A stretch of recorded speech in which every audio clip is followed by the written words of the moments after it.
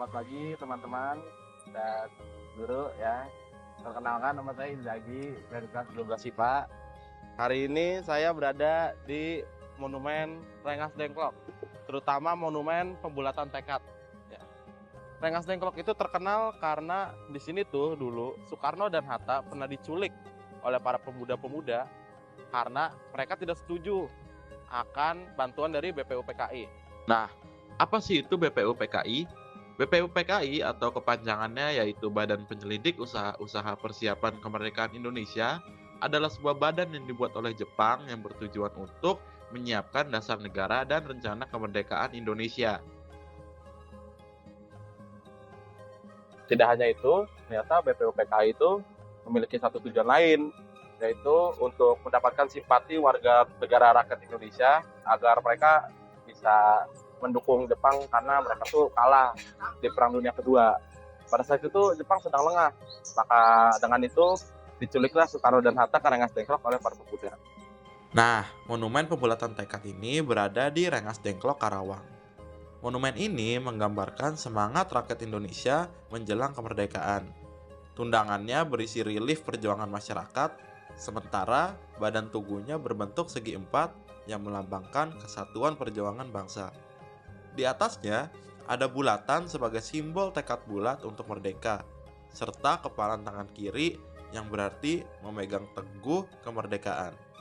Rantai dan tiang di monumen ini melambangkan ikatan kokoh seluruh rakyat Indonesia yang berpijak pada Pancasila.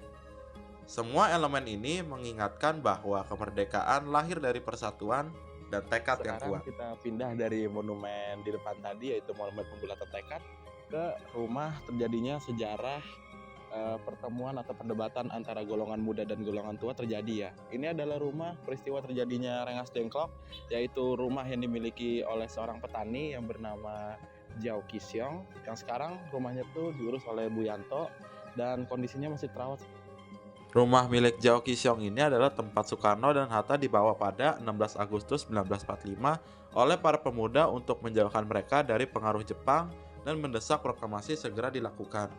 Kini rumah ini telah dipugar menjadi museum yang menampilkan foto, dokumen, dan diorama menggambarkan detik-detik penting menjelang kemerdekaan. Nah, ini ada satu fakta unik nih. Jika dipikirkan secara logika ya, secara teknis, Rengas Dengklok adalah daerah pertama di Indonesia yang pertama kali bebas dari pengaruh penjajah Jepang, di mana bendera merah putih sudah berkibar dan tentara Jepang sudah tidak berkuasa. Oke, sekarang kita berada di tugu selanjutnya, yaitu Tugu Proklamasi ya. Tugu Proklamasi ini dibuat untuk mengenang pengibaran bendera pada saat proklamasi yang dibacakan di Jalan Pegangsaan Timur nomor 56. Dulunya tempat ini adalah rumahnya Soekarno, namun karena sudah digusur sekitar 50 tahunan yang lalu lah, sekarang dibuatlah tugu seperti ini. Ya, di saat pembacaan proklamasi itu yang mendengarkan itu sebenarnya sedikit dan juga tidak megah-megah, terlalu megah, tidak megah-megah banget gitu. Menggunakan panggung biasa, panggung kecil, dan tidak ada sound system. Karena sedang adanya latihan upacara, jadi kita menggunakan gambar saja ya. Nah, tugu ini adalah sebuah tugu yang berada di Jakarta sebagai penanda tempat dibacakan teks proklamasi kemerdekaan seperti yang saya bilang tadi ya. Monumen ini terdiri dari dua patung Soekarno-Hatta berpose tegak. Di api tembok berisi naskah proklamasi asli yang diukir. Latar halamannya luas dengan gerbang monumental, menciptakan suasana yang sakral. Tugu ini bukan hanya simbol kemerdekaan, tetapi juga menjadi lokasi peringatan tahunan dan tujuan wisata sejarah penting di Indonesia.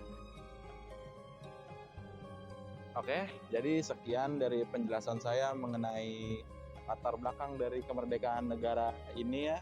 Jadi yang kita bisa dapatkan pada kesempatan hari ini adalah bahwa untuk mendapatkan perubahan baik dalam suatu individu, kelompok maupun satu bangsa sekalipun tuh tidak perlu yang mewah-mewah, tetapi yang kita perlukan itu adalah niat kita. Terima kasih.